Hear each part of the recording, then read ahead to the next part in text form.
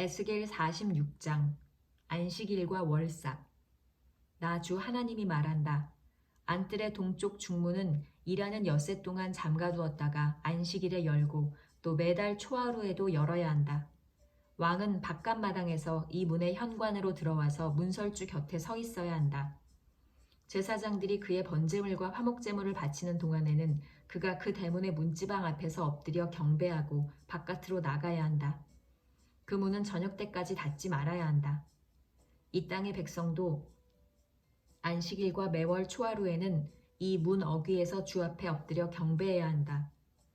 왕이 안식일에 주께 바쳐야 할 번제물은 흠없는 어린 양 6마리와 흠없는 순양 1마리다. 곡식 제물은 순양 1마리에는 밀가루 1에바를 곁들여 바치고 어린 순양에는 밀가루를 원하는 만큼 곁들여 바쳐야 하고 밀가루 1에바에는 기름 1흰을 곁들여 바쳐야 한다. 매달 초하루에는 흠없는 수송아지 1마리와 어린 양 6마리와 순양 1마리를 흠없는 것으로 바쳐야 한다. 또 곡식 제물로는 수송아지 1마리에는 밀가루 1에바를, 순양 1마리에도 밀가루 1에바를, 어린 양에는 그가 원하는 만큼 곁들여 바칠 것이며 밀가루 1에바에는 기름 1흰을 곁들여 바쳐야 한다. 왕이 성전에 들어올 때에는 중문의 현관으로 들어왔다가 나갈 때에도 그 길로 나가야 한다. 그러나 이 땅의 백성이 성회 때에 주 앞에 나올 경우에는 북쪽 문으로 들어와서 경배한 사람은 남쪽 문으로 나가고 남쪽 문으로 들어온 사람은 북쪽 문으로 나가야 한다. 누구든지 들어온 문으로 되돌아 나가서는 안 되며 반드시 똑바로 앞쪽으로 나가야 한다. 백성이 들어올 때에 왕도 그들과 함께 들어왔다가 그들이 나갈 때에 왕도 나가야 한다. 모든 절기와 성회 때에 바칠 곡식 제물은 수송아지 1마리에는 밀가루 1에바를 곁들이고 순양 1마리에도 밀가루 1에바를 곁들이고 어린 순양에는 원하는 만큼 곁들여 바치고 밀가루 1에바에는 기름 1흰을 곁들여 바쳐야 한다. 왕이 스스로 하고 싶어서 번제물이나 화목제물을 주에게 바치려고 하면 그에게 동쪽으로 난 대문을 열어주어야 한다. 그는 안식일에 자신의 번제물이나 화목제물을 바친 것과 같이 하고 밖으로 나간 다음에는 그 문을 닫아야 한다. 매일 바치는 제사. 또 너는 매일 주에게 1년 된 흠없는 어린 양 하나를 번제물로 바쳐야 한다. 너는 아침마다 그것을 바쳐야 한다. 아침마다 바치는 번제물에는 밀가루 6분의 1 에바와 그것을 반죽할 기름 3분의 1 흰을 곁들여 바쳐야 한다. 이것이 주에게 바치는 곡식 제물로서 영원히 지킬 규례이다. 이렇게 제사장들은 아침마다 어린 양과 곡식 제물과 기름을 준비하여 정규적으로 드리는 번제물로 바쳐야 한다. 왕과 그의 토지. 나 주 하나님이 말한다. 만일 왕이 자신의 아들 가운데서 어떤 아들에게 유산을 떼어서 선물로 주면 그것은 아들의 재산이 된다. 이런 것은 유산으로서 아들의 재산이 된다. 그러나 만일 왕이 어떤 신하에게 유산을 떼어서 선물로 주면 그것은 희년까지만 그 신하의 소유가 되고 희년이 지나면 왕에게로 되돌아간다.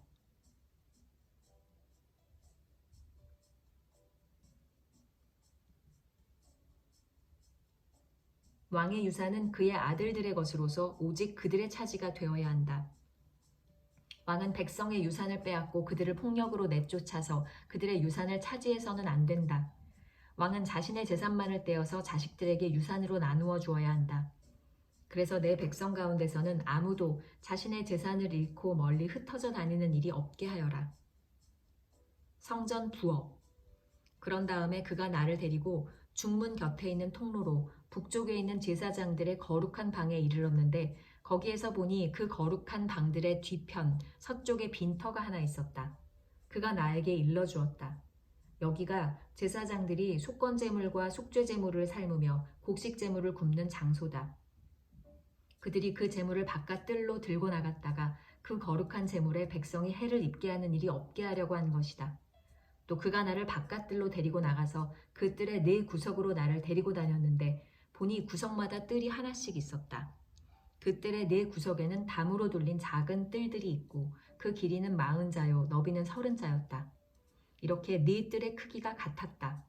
그 작은 4뜰에는 돌담이 둘러쳐 있었고 그 돌담 밑으로 돌아가며 고기를 삶는 솥이 걸려 있었다. 그가 내게 일러주었다. 이곳은 성전에서 시중드는 사람들이 백성의 희생제물을 삼는 부엌이다.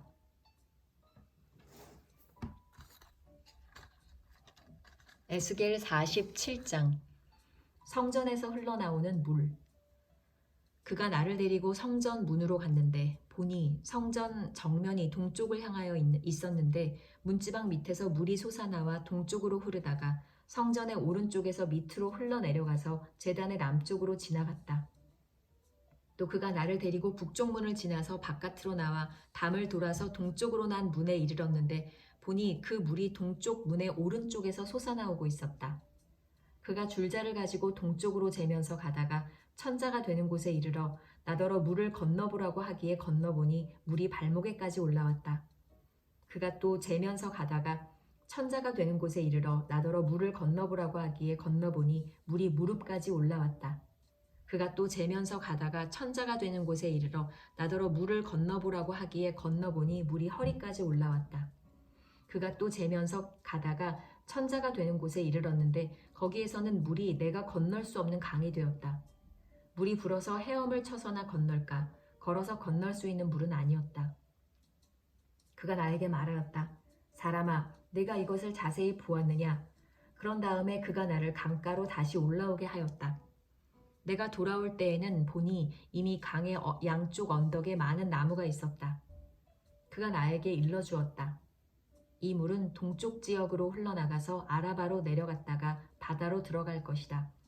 이 물이 바다로 흘러들어가면 죽은 물이 살아날 것이다. 이 강물이 흘러가는 모든 곳에서는 온갖 생물이 번성하며 살게 될 것이다.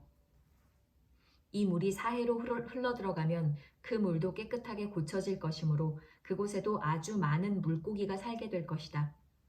강물이 흘러가는 곳이면 어디에서나 모든 것이 살 것이다. 그때에는 어부들이 고기를 잡느라고 강가에 늘 늘어설 것이다. 어부들이 엔게디에서부터 에네글라임에 이르기까지 어디서나 그물을 칠 것이다. 물고기의 종류도 지중해에 사는 물고기의 종류와 똑같이 아주 많아질 것이다. 그러나 사해의 진펄과 개펄은 깨끗하게 고쳐지지 않고 계속 소금에 절어 있을 것이다. 그 강가에는 이쪽이나 저쪽 언덕에 똑같이 온갖 종류의 먹을 과일나무가 자라고 그 모든 잎도 시들지 않고 그 열매도 끊이지 않을 것이다. 나무들은 달마다 새로운 열매를 맺을 것인데 그것은 그 강물이 성소에서부터 흘러나오기 때문이다. 그 과일은 사람들이 먹고 그 잎은 약재로 쓸 것이다. 땅의 경계선과 분배. 나 주 하나님이 말한다. 너희가 이스라엘의 12지파에 따라서 유산으로 나누어 가져야 할 땅의 경계선은 다음과 같다. 요셉은 두 몫이다. 나머지 지파들은 그 땅을 서로 똑같이 유산으로 나누어 가져야 한다. 그 땅은 내가 너희의 조상에게 주기로 맹세하였으므로 그 땅을 이제 너희가 유산으로 차지하게 될 것이다. 그 땅의 북쪽 경계선은 다음과 같다. 지중해에서 헤들론을 거쳐 르모하맛에 이르렀다가 스닷, 브로다, 시브라임에 이른다. 시브라임은 다마스쿠스 지역과 하맛 지역의 중간에 있다. 거기에서 하우란의 경계선에 있는 하셀 핫다고네까지 이른다. 이렇게 북쪽 경계선은 지중해에서 동쪽으로 하살레노네까지 이르는데 다마스쿠스와 하맛에 접경하고 있다. 이것이 북쪽 경계선이다. 동쪽은 하우란과 다마스쿠스 사이에서 시작하여 길르앗과 이스라엘 땅 사이의 경계인 요단강을 따라 멀리 사해의 다말에까지 이른다. 이것이 동쪽 경계선이다. 남쪽은 다말에서 시작하여 무리봇 가데스의 샘을 지나 이집트 시대를 거쳐 지중해에 이른다. 이것이 남쪽 경계선이다. 서쪽 경계선은 지중해이다. 이 바다가 경계가 되어 르보 하맛으로 건너편에까지 이른다. 이것이 서쪽의 경계선이다. 이 땅을 너희가 이스라엘의 모든 지파별로 나누어 가져라. 너희는 말할 것도 없고 너희 가운데 거류하는 외국 사람들, 곧 너희들 가운데서 자녀를 낳으면서 몸부쳐 사는 거류민들도 함께 그 땅을 유산으로 차지하게 하여라. 너희는 거류민들을 본토에서 태어난 이스라엘 족속과 똑같이 여겨라. 그들도 이스라엘 지파들 가운데 끼어서 제비를 뽑아 유산을 받아야 한다. 거류민에게는 그들이 함께 살고 있는 그 지파에서 땅을 유산으로 떼어주어야 한다. 나 주 하나님의 말이다. 에스겔 48장. 지파의 토지 분배. 지파들의 이름은 다음과 같다.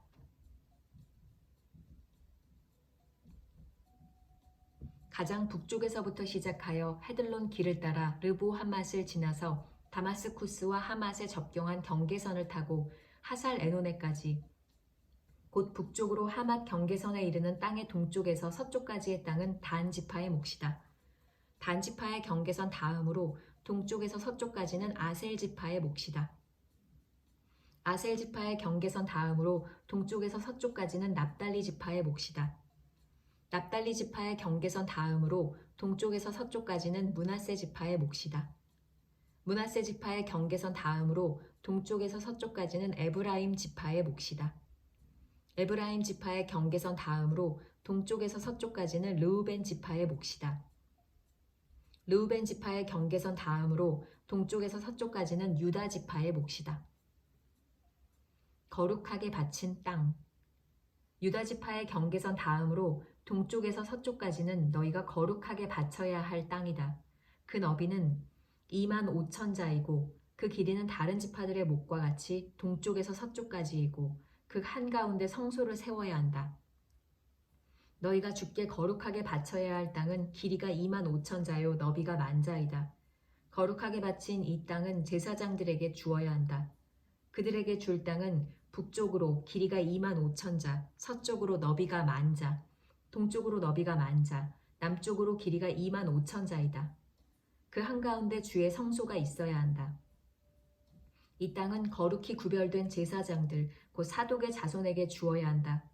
그들은 이스라엘 자손이 잘못된 길로 갔을 때 레위 지파의 자손이 잘못된 길로 간 것처럼 하지 않고 내게 맡겨준 직책을 지킨 사람들이다. 내가 맡겨준 직책을 지킨 사람들이다. 그러므로 그들은 거룩하게 바친 땅 가운데서도 가장 거룩한 땅을 받아야 하고 레위 지파의 경계선과 인접해 있어야 한다. 레위 지파가 차지할 땅도 제사장들의 경계선 옆에 그 길이가 25,000자요 너비가 10,000자이다. 그 전체의 길이는 25,000자요 너비는 20,000자이다. 그들은 이 땅을 팔거나 다른 땅과 바꿀 수가 없고 또 가장 좋은 이 부분을 다른 사람의 손에 넘겨주어서도 안 된다. 그것은 주의 거룩한 땅이기 때문이다. 너비가 5,000자요 길이가 25,000자인 나머지 땅은 성읍을 세울 속된 땅이다. 그 한가운데 있는 땅은 성읍을 세워서 거주지로 사용하고 그 나머지는 빈터로 사용하여라. 그 성읍의 크기는 다음과 같다. 북쪽의 길이도 4,500자, 남쪽의 길이도 4,500자, 동쪽의 길이도 4,500자, 서쪽의 길이도 4,500자이다. 이 성읍 빈터의 크기는 북쪽의 너비가 250자, 남쪽의 너비가 250자, 동쪽의 너비가 250자, 서쪽의 너비가 250자이다. 거룩하게 바친 땅과 인접한 나머지 땅의 길이는 동쪽으로 10,000자이고 서쪽으로도 10,000자이다. 그 땅은 거룩하게 바친 땅과 인접하여야 하며 그 농산물은 성읍에서 일하는 사람들의 먹거리가 되어야 한다. 이스라엘의 모든 지파에서 뽑혀와서 성읍에서 일하는 사람들만이 그 땅을 경작할 수가 있다. 거룩하게 바친 땅 전체는 길이도 25,000자요 너비도 25,000자이다. 너희는 이렇게 그 성읍의 소유지를 포함하여 거룩하게 바친 땅을 네모 반듯하게 구별해 놓아야 한다. 거룩하게 구별하여 바친 땅의 양옆과 성읍에 딸린 그 소유지의 양옆에 있는 나머지 땅은 왕에게 돌아갈 몫이다. 거룩하게 바친 땅, 곧 25,000자가 되는 지역에서 동쪽 국경까지와 25,000자가 되는 지역에서 서쪽 국경까지 다른 지파들의 몫과 평행되게 뻗어있는 나머지 땅이 왕의 몫이다. 거룩하게 구별하여 바친 땅과 성전의 성소가 그 땅의 한가운데 있어야 한다. 그래서 레위 지파의 유산과 성읍에 딸린 소유지는 왕의 소유지의 한가운데 있게 된다. 왕의 소유지는 유다 지파의 경계선과 베냐민 지파의 경계선 사이에 있다. 나머지 지파들의 토지 분배. 나머지 지파들이 차지할 땅은 다음과 같다. 동쪽에서 서쪽까지는 베냐민 지파의 몫이다. 베냐민 지파의 경계선 다음으로 동쪽에서 서쪽까지는 시므온 지파의 몫이다. 시므온 지파의 경계선 다음으로 동쪽에서 서쪽까지는 이사갈 지파의 몫이다. 이사갈 지파의 경계선 다음으로 동쪽에서 서쪽까지는 스불론 지파의 몫이다. 스불론 지파의 경계선 다음으로 동쪽에서 서쪽까지는 갓 지파의 몫이다. 갓 지파의 경계선은 남쪽의 국경선이 다말에서부터 시작하여 무리바 가데스 셈에 이르고 거기서 이집트 시내를 따라 지중해에 이른다. 이것이 너희가 제비를 뽑아 유산으로 이스라엘의 지파들에게 나누어 주어야 할 땅이다. 이 땅들이 바로 그 지파들의 몫이다. 나 주 하나님의 말이다. 예루살렘의 성문들. 그 성읍의 문들은 다음과 같다. 북쪽 성벽은 너비가 4,500자이다. 이 성읍의 문들은 이스라엘 지파들의 이름에 따라 부른 것이다. 북쪽에 문이 셋 있는데 하나는 르우벤 문, 하나는 유다 문, 하나는 레위 문이다. 동쪽 성벽도 너비가 4,500자이고 문이 셋 있는데 하나는 요셉 문이고 하나는 베냐민 문이고 하나는 단 문이다. 남쪽 성벽도 너비가 4,500자이고 문이 셋 있는데 하나는 시므온 문이고 하나는 이사갈 문이고 하나는 스불론 문이다. 서쪽 성벽도 너비가 4,500자이고 문이 셋 있는데 하나는 간 문이고 하나는 아셀 문이고 하나는 납달리 문이다. 이렇게 그 둘레가 18,000자이다. 이 성읍의 이름이 이제부터는 여호와 샤마라고 불릴 것이다. 아멘. 예스겔 잘 마쳤습니다. 내일부터는 다니엘로 만날게요.